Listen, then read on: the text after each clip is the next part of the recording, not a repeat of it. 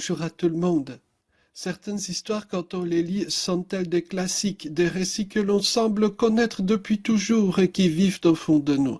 Il en est ainsi du récit qui passionne depuis quelques jours la presse anglaise. À l'origine, c'est un paisible couple du Lincolnshire qui, lors d'une balade, envisage d'acheter un ticket de loterie. On devine hélas la suite, toujours la même dans les histoires que l'on raconte.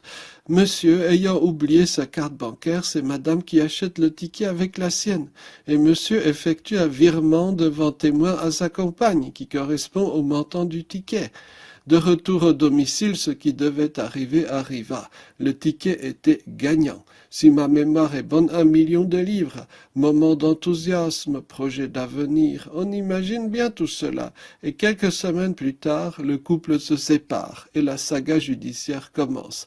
À qui la somme doit-elle revenir? Selon monsieur, moitié-moitié. Selon madame, tout pour elle. Passons les détails. Il semblerait d'ailleurs que personne n'ait finalement eu quoi que ce soit, car monsieur a gardé le ticket qu'il ne peut encaisser. En d'autres termes, débâcle sur toute la ligne, sauf pour les cabinets d'avocats.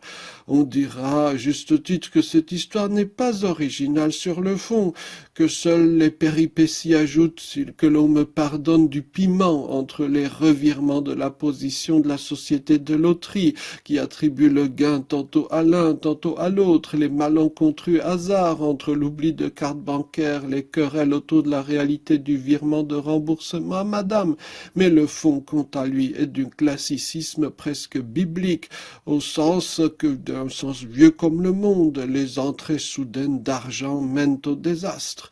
Les sages d'entre les humains souriront, ils diront qu'ils le savent bien, que l'argent ne fait pas le bonheur. Cette phrase, on l'a tant de fois entendue qu'elle clôt les conversations et fait passer à un autre sujet à tort, car il conviendrait de réfléchir jusqu'au bout. La somme en question, surtout si elle est divisée en deux, n'est pas si extraordinaire. En Angleterre, dans bien des provinces, elle ne permettrait pas même d'acheter une maison avec son équipement. Pour le dire autrement, il ne s'agit pas d'un montant pharaonique, mais d'un montant qu'un Anglais peut de façon relativement rationnelle espérer ou craindre de voir passer entre ses doigts au long de sa vie.